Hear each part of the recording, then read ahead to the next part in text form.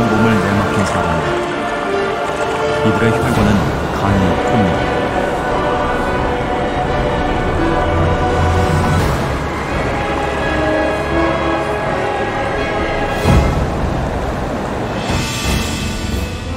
실핏줄처럼 퍼져나간 물을 따라 이동하는 무수한 생명들.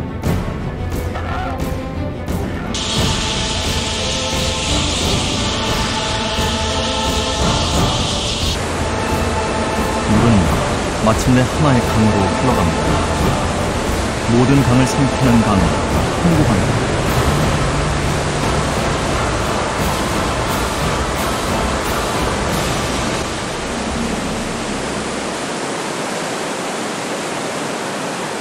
길이 4,700km에 달하는 거대한 콩고강.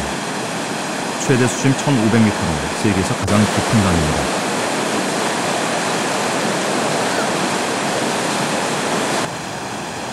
일곱 개의 큰 급류지대.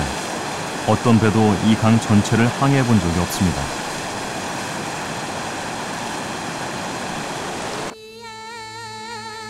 콩고강은 다양한 지형을 만들어냈습니다. 아프리카 대륙의 허파인 콩고 분지도 그중 하나입니다.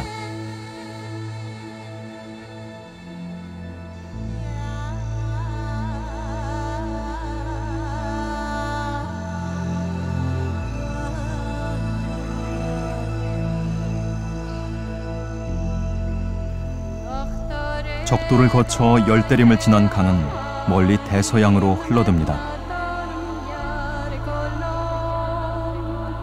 검은 대륙 아프리카 심장부에서 뻗어나간 물줄기가 하나의 대동맥으로 연결되는 곳. 사람들은 콩고강을 아프리카의 척추라고 말합니다.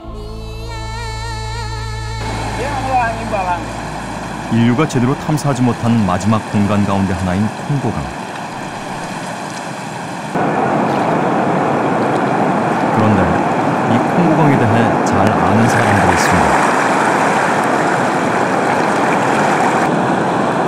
어디가 물살이 세고 어디에 무엇이 사는지 이들은 꿰뚫고 있죠.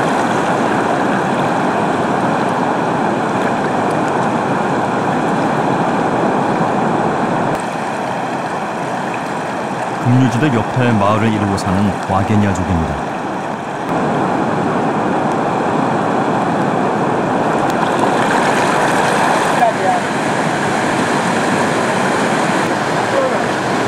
과거 탄가니카 호수옆 탄자니아에 살던 와게냐족은 급류를 따라 이곳 구유막 토지대까지 왔습니다.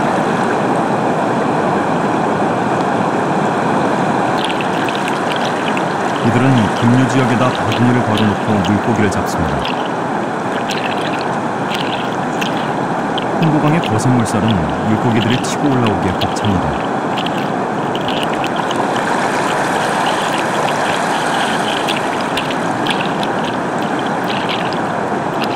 타이거 피쉬와 같은 덩치 큰 물고기도 예외는 아니죠.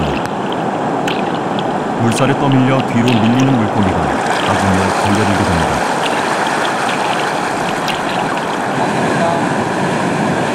이들은 하루 2번, 아침 6시와 저녁 5시에 바구니를 들어올립니다.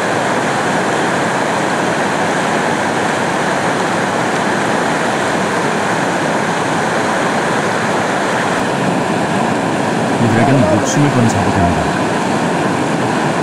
바구니에 들어갔다 물에 빠지면 나올 길이 없습니다.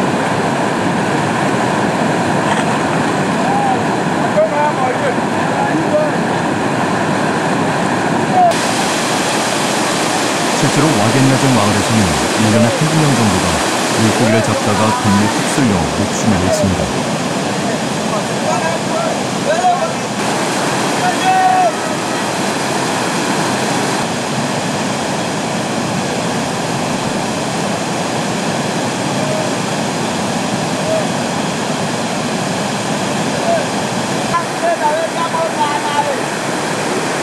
와게냐족은 잡은 물고기를 습관처럼 입에 물립니다.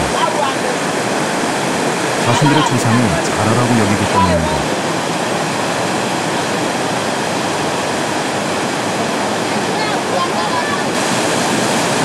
그래서 자라가 바구니에 걸리면 이들은 잡지 않고 바로 놔줍니다.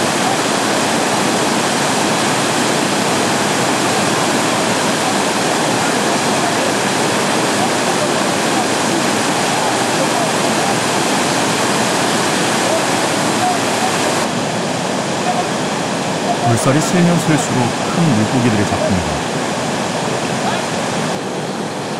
이들이 급류지대만을 고집하는 이유가 여기에 있습니다. 급류는 목숨을 앗아가는 두려운 곳인 동시에 먹을거리를 주는 풍요로운 곳이기도 합니다.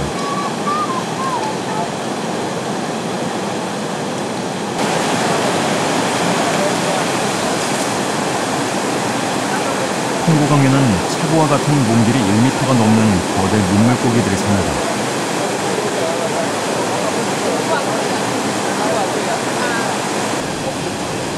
날카로운 이빨이 달려있는 타이거피쉬는 오직 홍고강에서만 삽니다.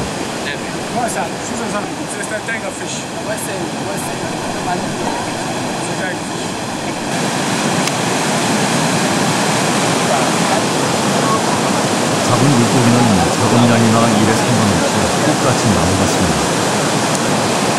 우선 크기와 수에 따라 비슷한 양으로 무더기를 만듭니다.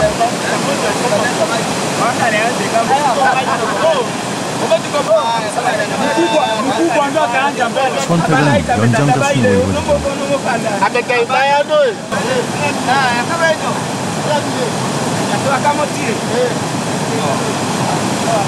물고기를 분배하는 과정에서 다툼이 생기기도 합니다.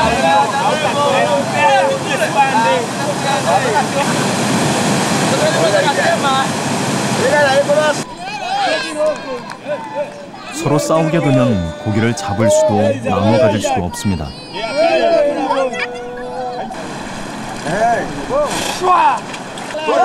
다툼이 일면 사람들은 강에 가서 기원을 합니다.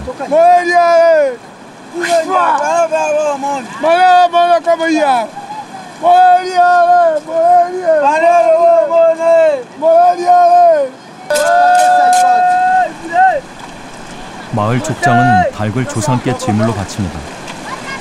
이들이 가장 중요시하는 건 마을의 평화입니다.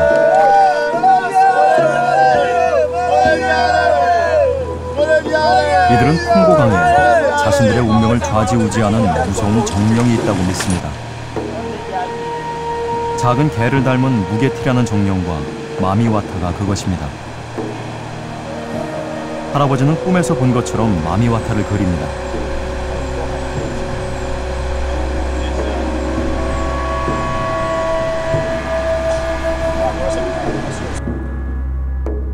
마미와타는 인어의 모습을 하고 있습니다. 그리고 7마리의 뱀을 거느린 무서운 여신이죠.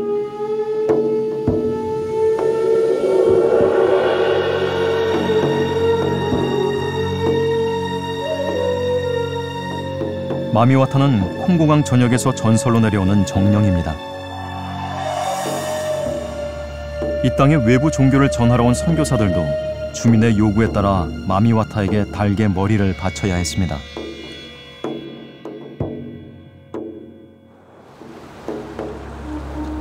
사람을 죽일 수 있는 힘을 가진 인어 마미와타. 그래서 이들은 인어가 사는 강과 급류를 두려워합니다.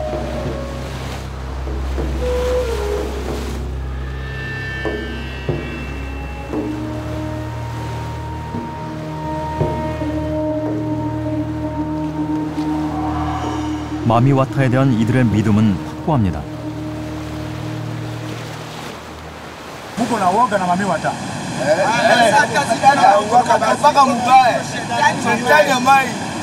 Yeah, we are very scared of Mamiwata because he can kill people. You and kill them. So he can take your brains. All brains. Take your blood. You die.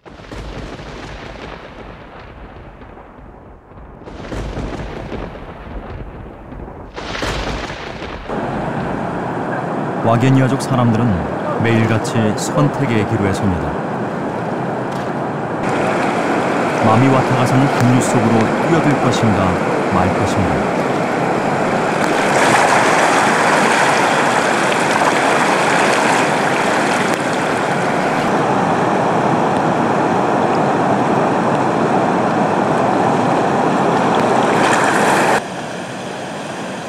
이들은 강의 안개가 자욱할 때 마미와타가 모습을 드러낸다고 말합니다.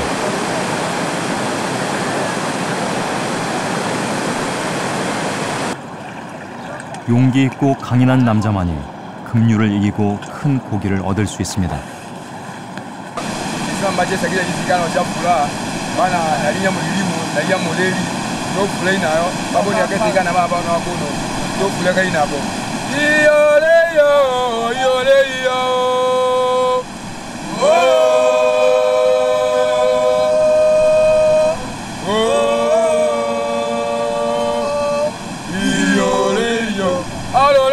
아리군다 인데요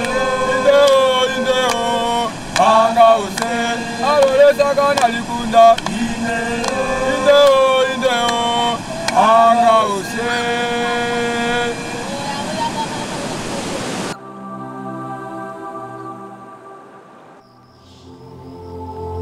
풍성한 강과 숲을 떠나는 자들이 있습니다.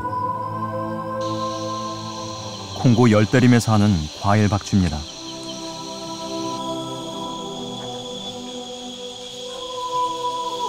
해마다 10월 말 우기가 시작될 쯤 과일박쥐들은 4,000km의 긴 여정에 돌입합니다. 수백 마리가 수천 마리가 되고 다시 수십만, 수백만 마리로 늘어납니다.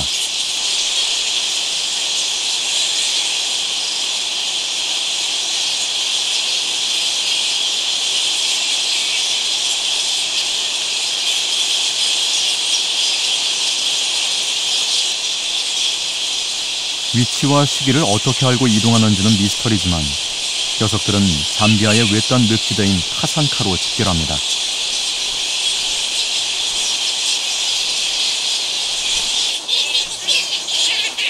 날개폭이 1m가 넘는 거대 박쥐인 과일박쥐. 몸집이 커서 좁은 동굴이나 나무 구멍에 들어갈 수 없기 때문에 나무에 매달려 삽니다.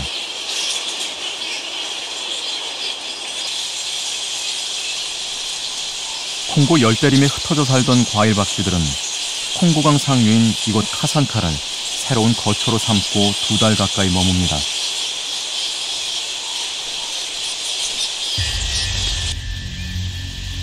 이곳에 모인 과일박쥐는 무려 800만 마리. 언제부터 이곳에 박쥐가 날아오기 시작했는지는 아무도 모릅니다. 그저 이곳 사람들은 박쥐가 오면 자리를 피하곤 했습니다. 먼 숲에서 온 사악한 정령이라 믿기 때문입니다. Tapari fyo bale ilishania kufipa nonga bantu filajana makonde mabananas. Wasanga filia makonde na filaja fimilima we file ona ule ifyaku.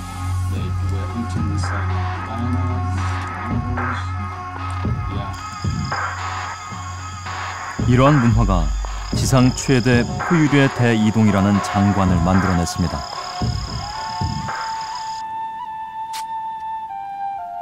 과일박쥐가 대이동을 하는 시기, 땅에 기대어 사는 사람들은 밭을 일굽니다.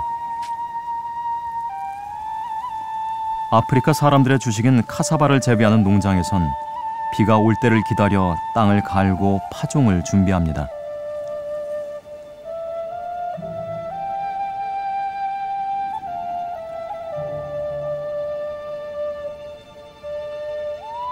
자투리 천을 기워 만든 조각보처럼 농부들은 손으로 카사바 농장을 일궈냅니다.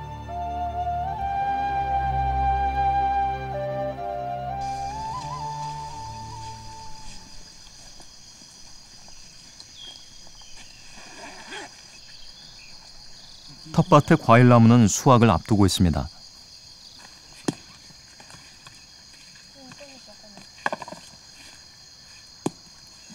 그런데 뭔가 심상치 않습니다. 대부분의 사과에서 누군가 먹은 흔적이 발견됩니다. Awe tetimpate milimo teyakwatobona ushiyo. Chona ule fyakulya ni nsofu. Nsofu shali tuteke mfine sana. Tatukwate fyakulya yo shiresa mukulya na mangwe. Nalikwete ocha di kalambe yankonde apa ni nsofu shapwisha. Nombe fitafikwete obwafya yo filifye bwino.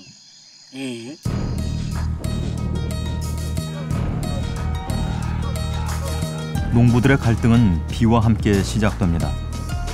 10월 중순 계절은 우기로 바뀝니다. 비는 이곳에서 유일한 물의 원천입니다.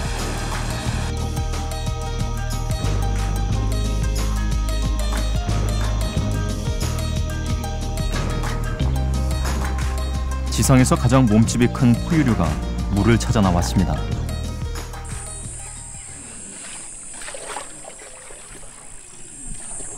아프리카 코끼리입니다.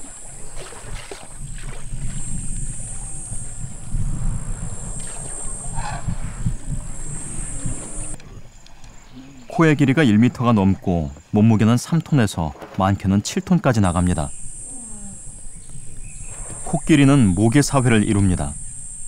혈연 관계로 이루어진 가족 단위의 무리를 가장 큰 암컷이 이끕니다.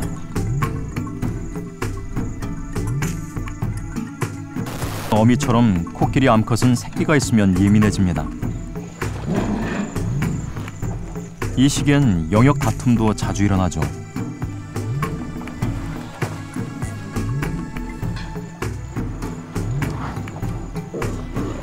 승부가 결정나면 두 집단은 화해를 합니다. 좀처럼 보기 드문 코끼리의 뒷걸음질. 몸무게 7톤의 포유류가 상대에게 표하는 존경의 방식입니다.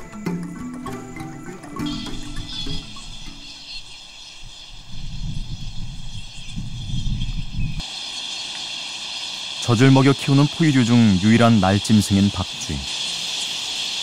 카산타로 집결한 800만 마리의 과일 박쥐는 몸속에 정확한 시계를 갖고 있습니다.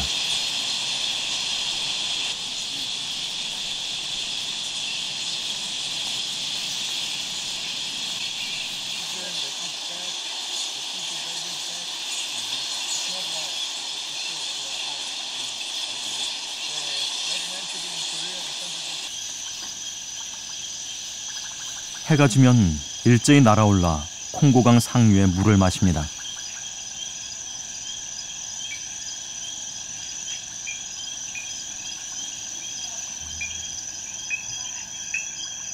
그리고 과일을 먹기 시작합니다. 박쥐는 하루 자신의 몸무게 2배에 달하는 2kg의 과일을 먹습니다.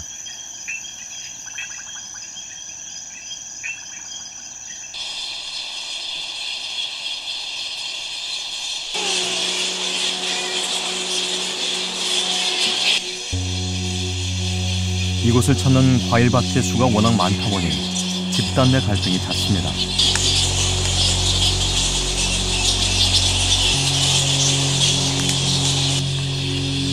잠잘 시간이 되면 자리 다툼이 일어나는 것이죠. 자리가 모자라 서로 몸을 푸개고 잠을 잡니다. 그래도 가장자리는 피해야 합니다. 과일 박쥐를 노리는 포식자들이 곳곳에 있기 때문입니다.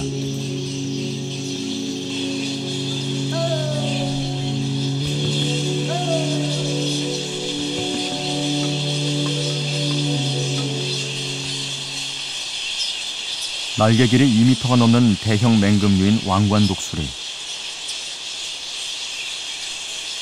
과일 박쥐가 오는 시기에 맞춰 이곳에 둥지를 틀었습니다.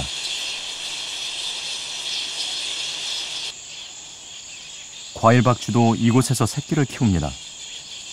암컷의 90%는 임신한 상태. 그중 또 절반은 이미 새끼를 낳았습니다.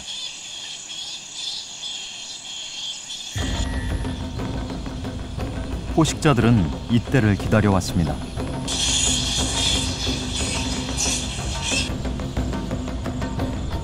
물고기를 전문적으로 사냥하는 물수리도 이때는 과일 박쥐를 노립니다.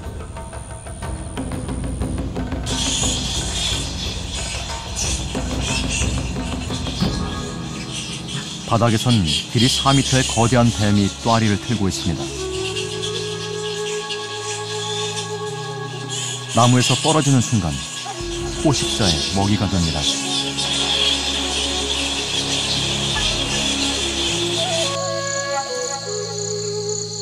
과일 박쥐의 가장 강력한 천적은 왕관독수리.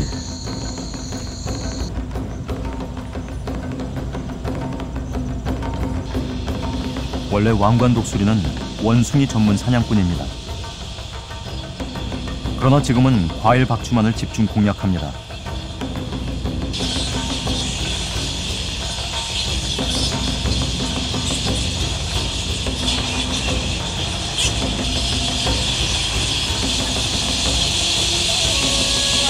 여기에 대항하는 과일 박쥐의 전략은 떼로 뭉쳐 날아오르는 것입니다.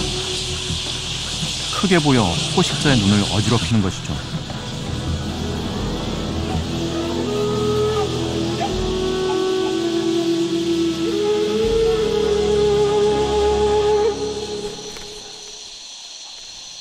그러나 왕관독수리의 사냥은 실패하는 법이 없습니다.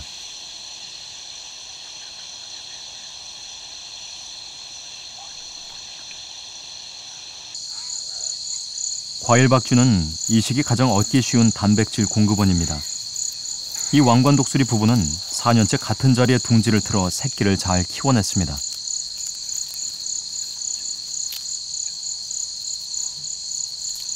콩고 열대림에서 온 손님.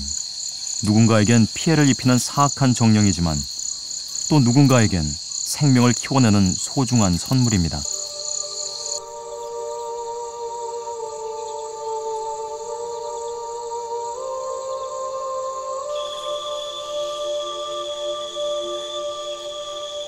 박쥐가 떠난 자리. 남은 자들의 아침이 시작됩니다.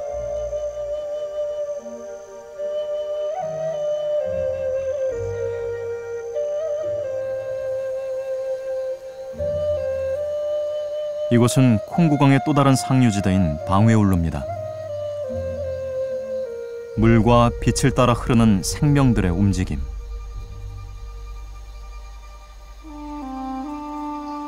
아프리카 대륙에서 만난 기이하고도 낯선 풍경입니다.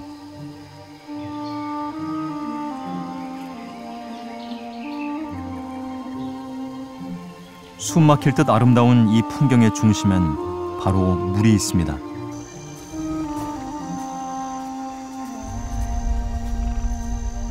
방회울루는 물이 지배하는 땅, 물의 왕국입니다.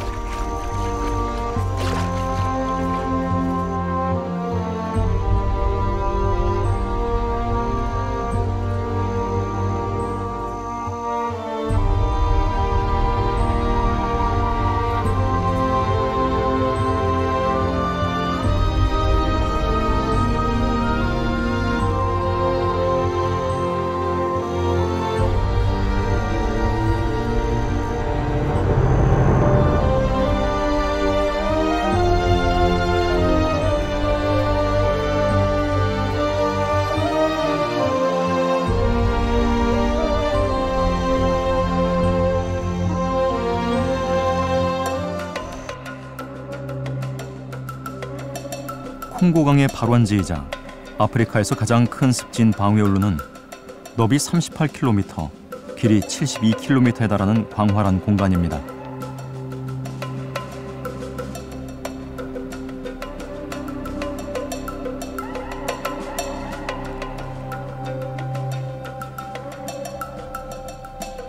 방회울루는 원주민의 언어로 물이 하늘을 만나는 곳이라는 뜻입니다.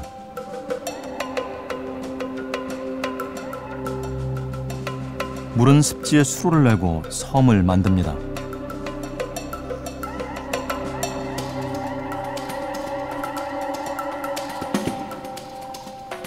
물길을 따라 생명들이 날아옵니다. 아프리카에 사는 가장 큰 두루미인 볼망태 두루미. 펼친 날개 길이가 2m 넘는 큰 새입니다.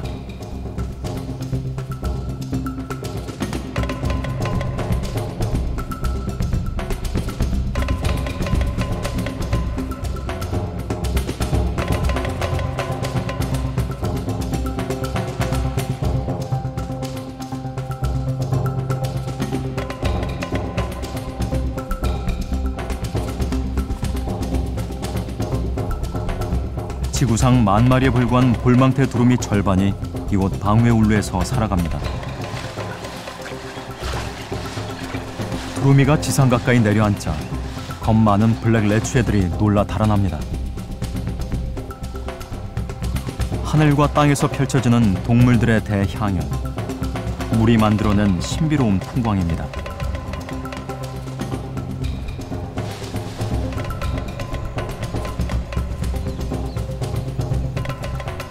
블랙 레추에는 전 지구를 통틀어 오직 방웨울루에서만 살아갑니다.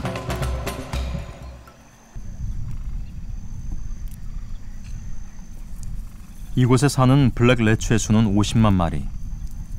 이들이 개체수를 늘리며 번성할 수 있었던 것은 천적인 표범도 사자도 없기 때문입니다. 질퍽거리는 습지는 사자가 뛰어다니기엔 악조건이죠.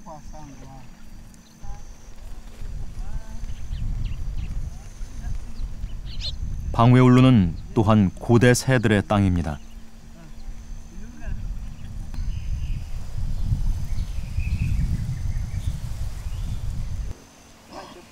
부리가 말의 안장을 닮아 이름 붙여진 안장부리 황새.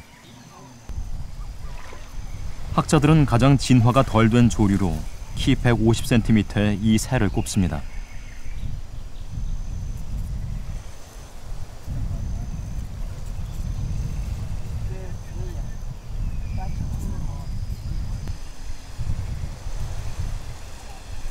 큰 바람은 큰 새를 부릅니다.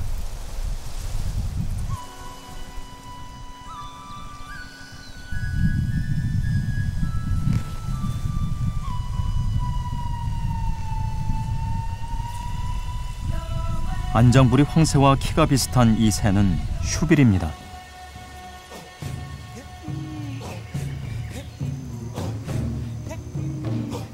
이 새가 학계에 보고된 건 19세기 말. 알려진 생태 정보가 거의 없습니다.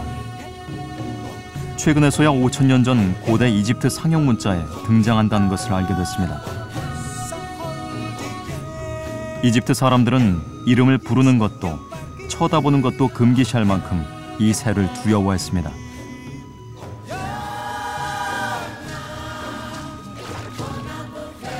고대 새들이 살아가는 방웨울루는 하마들의 땅입니다.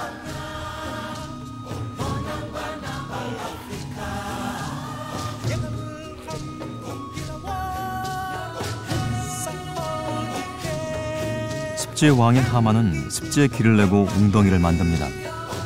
무게가 3톤 넘게 나가죠. 하마는 사람들이 가장 두려워하는 존재입니다.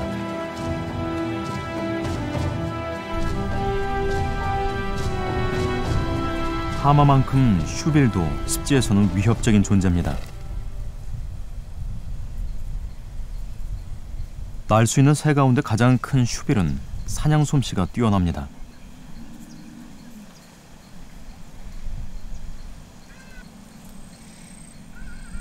물고기는 물론 뱀, 거북, 심지어 새끼 악어까지 잡아먹는 포식자입니다.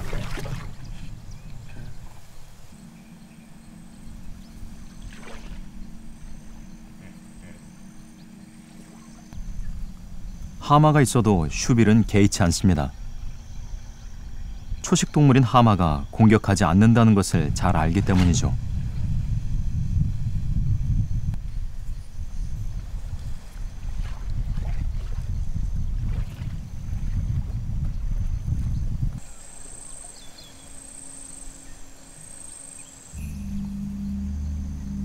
이곳 사람들은 슈빌을 우프망 바우라고 부릅니다. 작은 동물을 죽이는 새라는 뜻이죠. 우프망 바우의 조용하고도 은밀한 사냥이 시작됐습니다.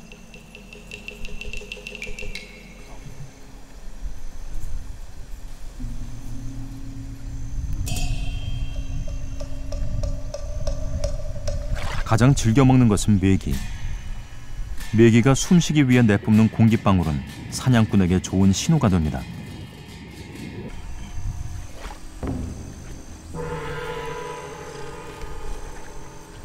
결정적인 순간이 올 때까지 슈빌은 참고 기다립니다.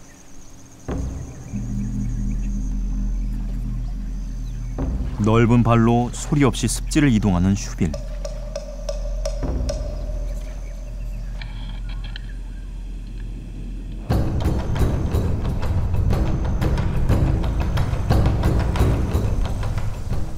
흡사 시조새를 연상케 하는 슈빌은 뛰어난 사냥술로 이곳에서 수만 년을 생존해 왔습니다.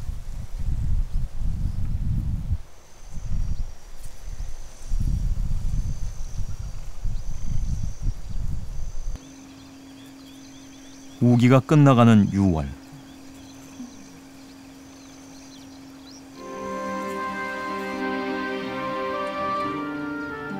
습지에 물이 가득 차면 연꽃이 만발합니다.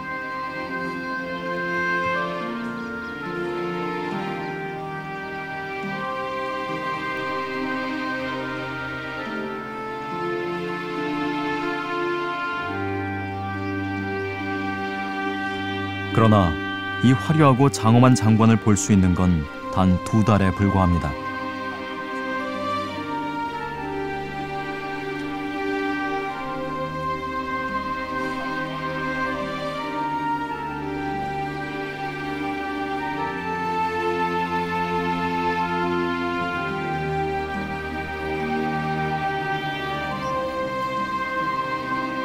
연꽃은 슈빌과 어부들의 기이한 만남을 만들어냅니다.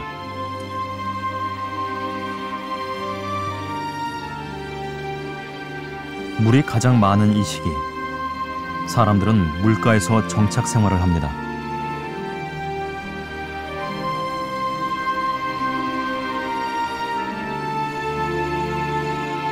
물고기가 가장 많기 때문이죠.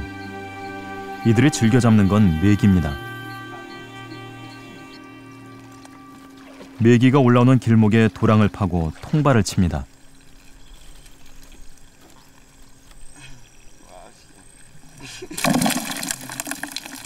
하룻밤새 수십 마리의 어린 메기가 걸려들었습니다.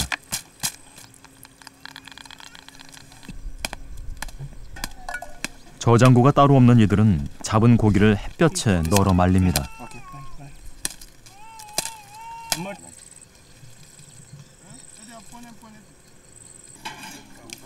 해 뜰 때 시작된 어부의 아침 일과는 오전 7시면 모두 끝이 납니다. 아낙은 아침밥을 준비합니다. 이들의 주식은 카사바.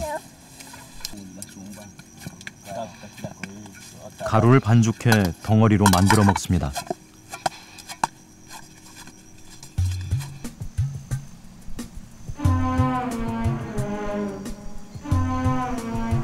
슈빌이 찾아오는 건 이 즈음입니다.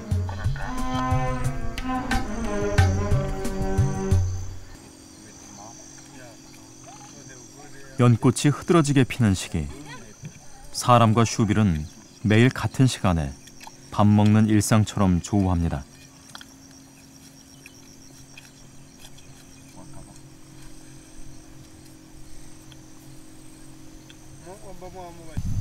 사람의 공간 속으로 들어오는 슈빌. 슈빌의 등장은 사람들에게 좋은 정보가 됩니다.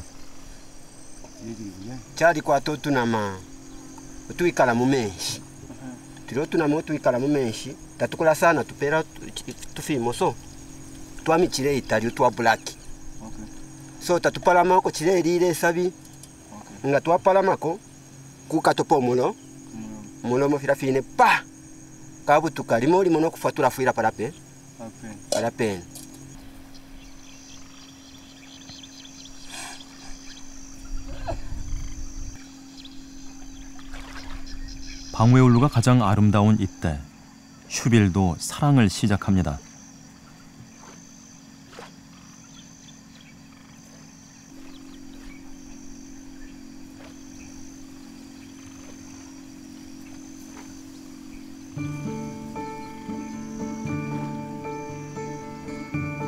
우기가 끝나는 6월, 이들의 번식기가 시작됩니다.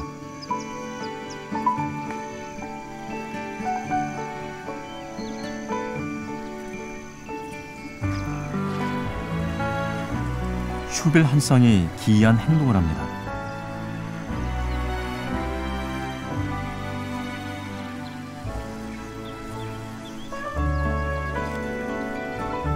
지금껏 단 한 번도 관찰되거나 보고된 적이 없는 슈빌의 키스입니다. 왜 이런 행위를 하는지, 무슨 의미인지는 정확히 아무도 모릅니다.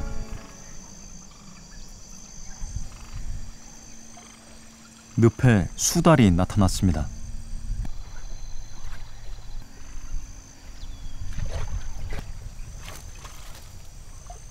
슈빌은 그다지 시력이 좋지 않습니다.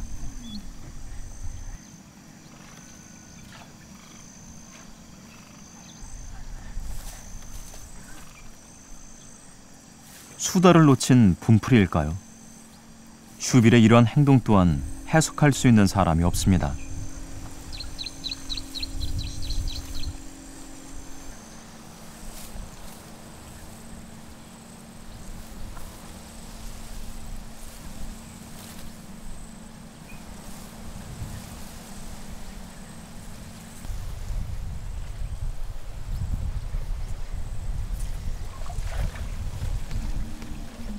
한때 학자들 사이에서 슈빌이 숲에 사는 황새와 바다에 사는 펠리컨을 잇는 진화의 고리가 아닐까 하는 논란이 일었습니다.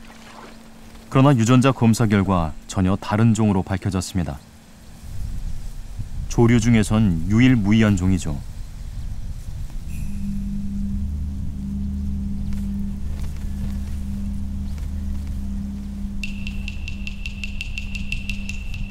슈빌을 놀라게 한 건 모니터 도마뱀입니다.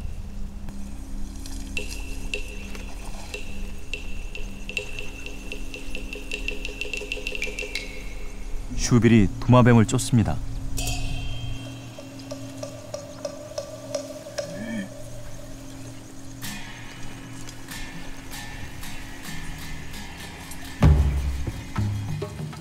그러나 매번 사냥에 성공하지는 못합니다.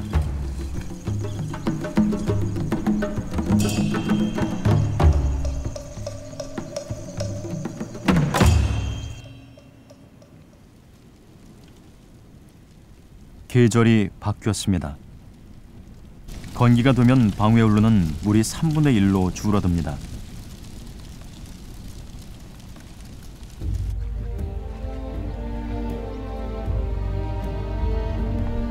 물의 왕국에서 살던 모든 생명들은 물을 찾아 이동을 준비합니다.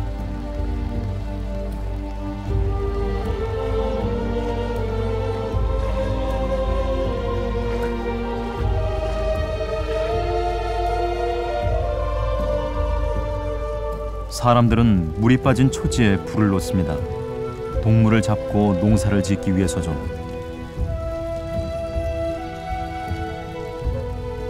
물의 왕국에선 물이 모든 것을 지배합니다.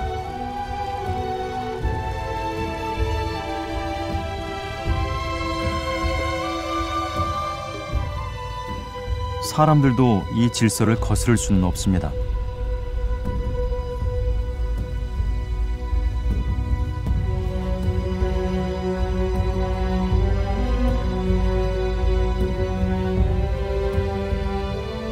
물을 찾아 물고기를 찾아 사람들의 평원을 가로지릅니다.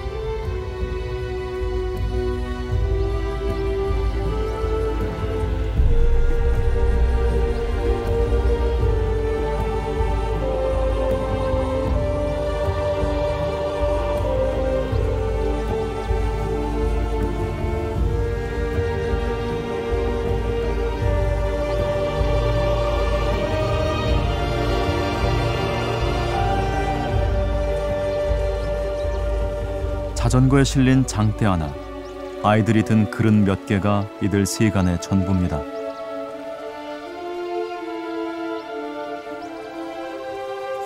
어두워지기 전에 습지를 통과하려면 걸음을 재촉해야 합니다.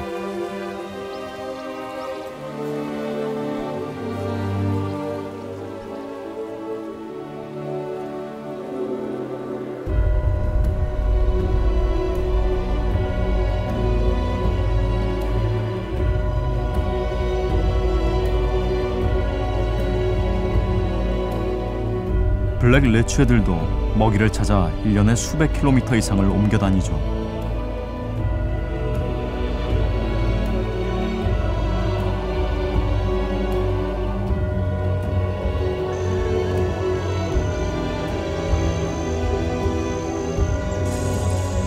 사람들은 물고기가 많은 곳을 찾아 정착합니다.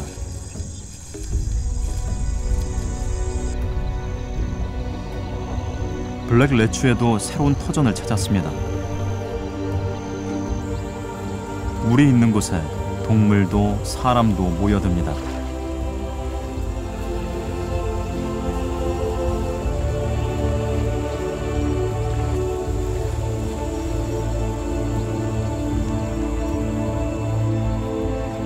물은 시간을 만들고 삶을 지배합니다.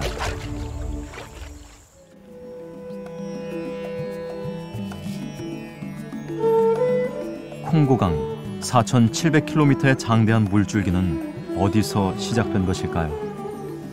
바람과 산맥이 만나는 바로 이곳입니다.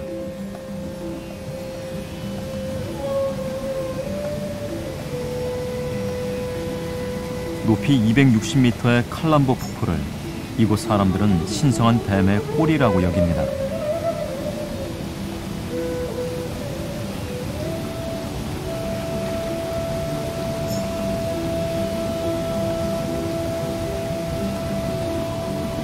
이곳은 사람들의 마음을 정화시키는 곳입니다.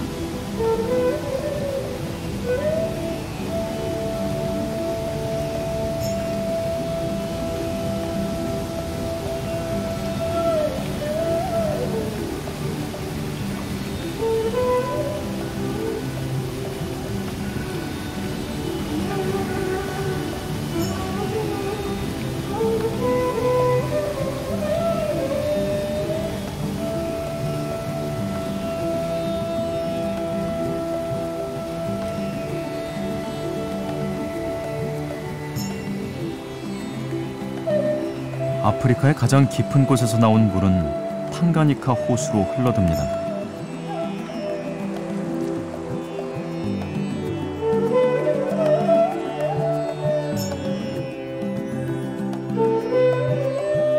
아프리카 중부에 위치한 탕가니카 호수는 남북의 길이가 720km로 세계에서 가장 긴 호수입니다.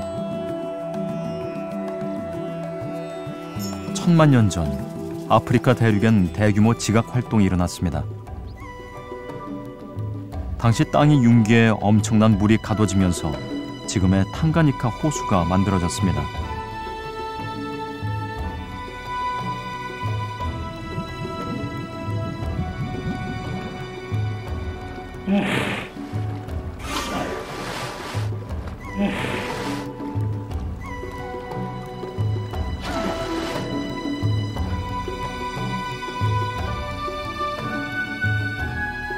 이곳 사람들은 거대한 바위산인 카펜부아가 탕가니카 호수를 지켜준다고 믿습니다.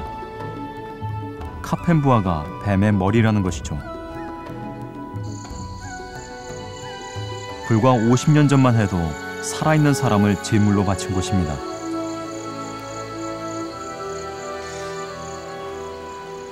사람들은 뱀이 이 호수를 만들고 지배한다고 믿습니다.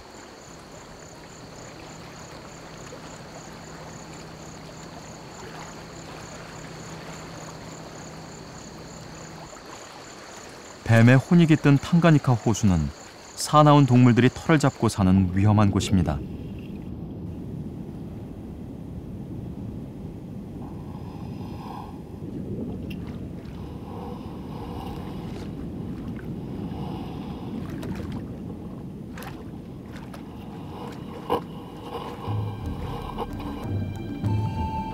사람들은 모든 위험을 감수하면서 물에 뛰어듭니다. 물에서 먹을거리를 구하는 것이 이들의 운명입니다.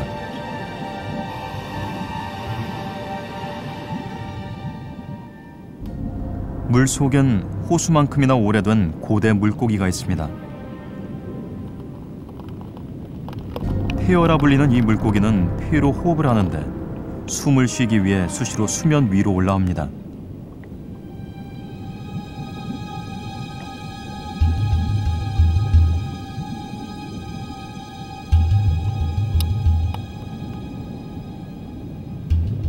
진화의 한 단면을 보여주는 물고기죠.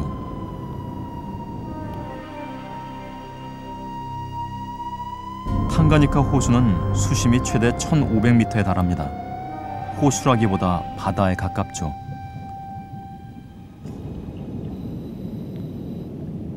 속을 알 수 없는 콩고강처럼 이 호수도 깊습니다. 콩고강에서 미처 보지 못한 자연의 흐름을 우리는 이곳에서 발견할지 모릅니다.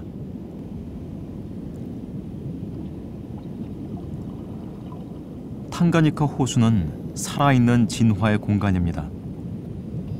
고대 모습을 간직한 물고기가 있는가 하면 독특한 모습으로 진화한 물고기들이 속속 발견됩니다. 성의 주인이라 불리는 이 물고기는 번식 전략이 독특합니다. 돌밭에 있는 특이한 구조물은 성주인 물고기가 쌓은 모래성입니다.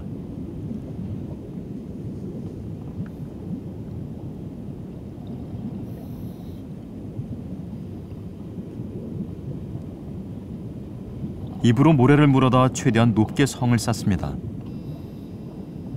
높은 바위에 크게 쌓아야 암컷의 간택을 받을 수 있기 때문입니다.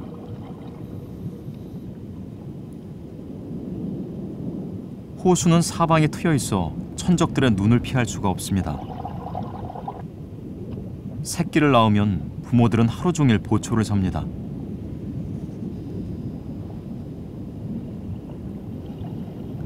새끼를 확실하게 보호하기 위해 이 물고기는 아예 입안에 넣어 키웁니다. 그래서 이름도 마우스 브리더입니다.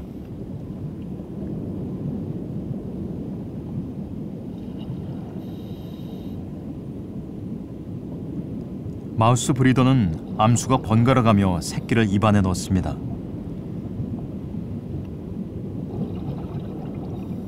새끼들이 모두 다 자랄 때까지 부모는 아무것도 먹지 않습니다. 잠시 새끼를 풀어놓다가도 어디선가 포식자가 나타나면 새끼를 입안에 넣습니다.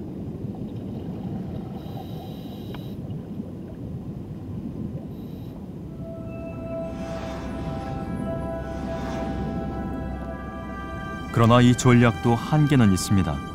새끼가 점점 커지면서 입안에 다 넣지 못하는 경우가 생깁니다. 결국 남겨진 새끼는 잔인한 세상과 마주합니다.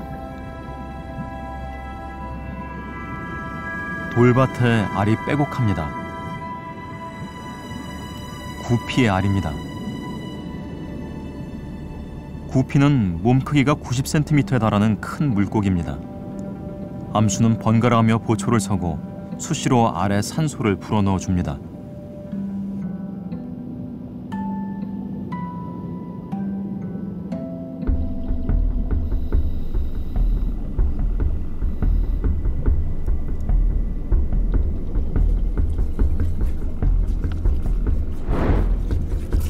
침입자가 나타나면 구피는 온몸으로 맞섭니다. 그러나 포식자들은 쉽사리 물러나지 않습니다. 먹이가 부족한 호수에서 영양분이 풍부한 구피알은 참을 수 없는 유혹입니다.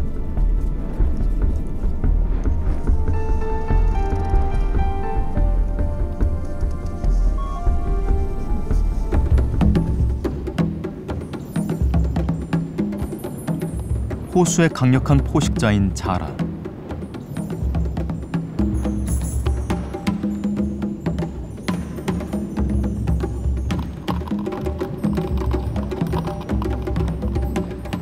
자라가 노리는 것도 바로 구피의 알입니다.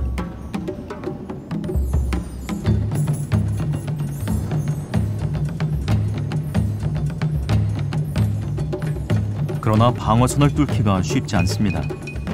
구피는 큰 몸집을 이용해 힘으로 자라를 밀어냅니다.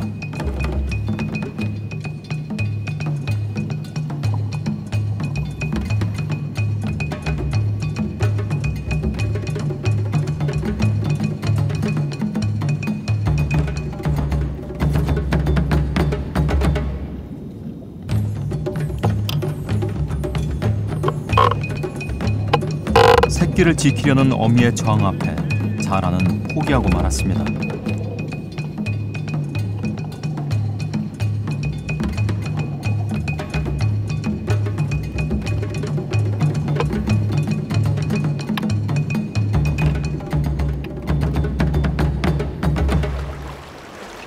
사람들은 구피가 어느 돌바닥에 알을 낳는지 잘 압니다.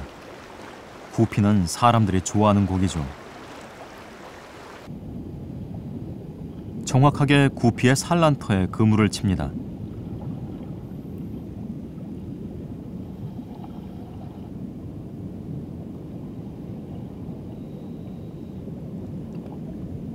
부모의 지극한 정성 덕분에 알들은 무사히 부화했습니다.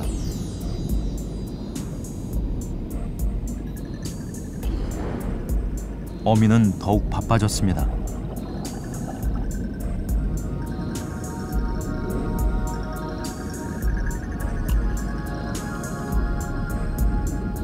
부화한 새끼들을 노리는 포식자들이 더욱 늘었습니다.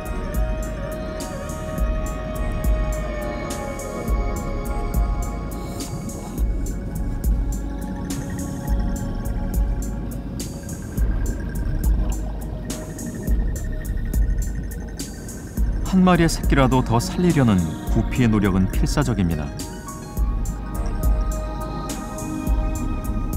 어느새 눈과 내장이 보일 만큼 새끼들은 많이 자랐습니다.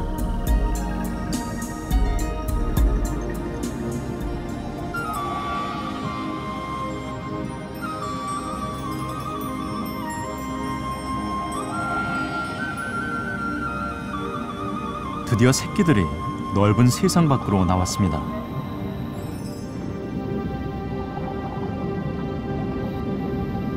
그런데 이들 곁엔 여전히 부모가 있습니다. 이런 치열한 양육법이 구피를 번성시킨 것입니다.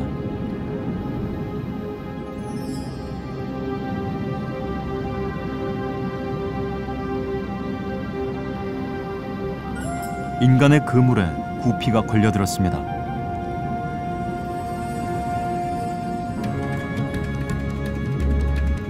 어미를 잃게 두면 새끼들은 자구책을 펴니다. 공처럼 똘똘 뭉쳐 살아가는 것이죠.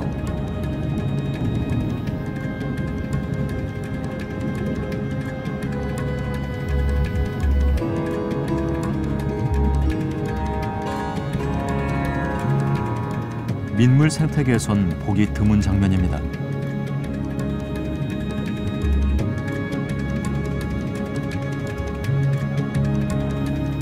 이는 바다고기인 청어류에서 나타나는 피쉬볼이라는 생태 현상입니다.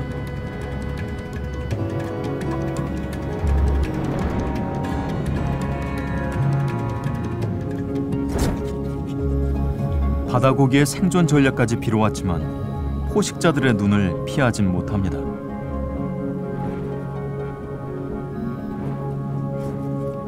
독특하고 치열한 생존 전략이 풍요로운 생태계를 만들어냅니다.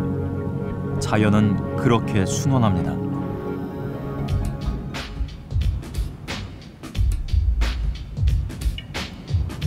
호수와 습지에서 발원한 물은 실핏줄처럼 흐르고 흘러 열대림과 만납니다.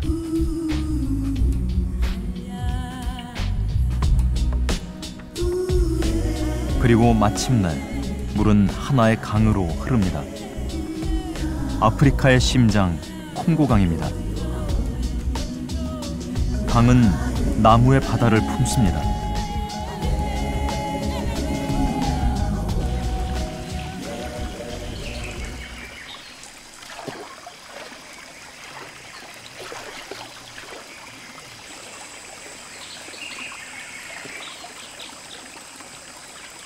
이곳은 유인원의 땅입니다. 보노보, 침팬지, 고릴라 등 사람과로 분류되는 유인원 가운데 오랑우탄을 제외한 나머지 3종이 모두 여기에 있습니다.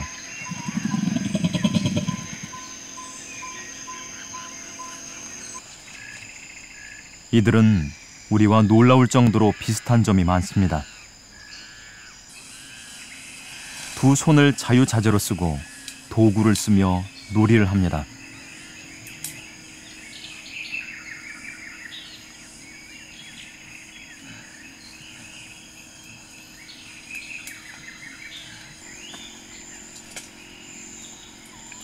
일부 학자들은 바로 이 숲에서 최초의 인류가 두 발로 걸어 나왔다고 말합니다.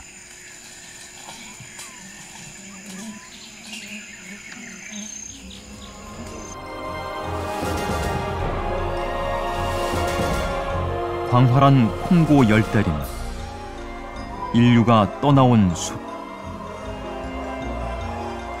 이 숲엔 남은 자들의 이야기가 있습니다.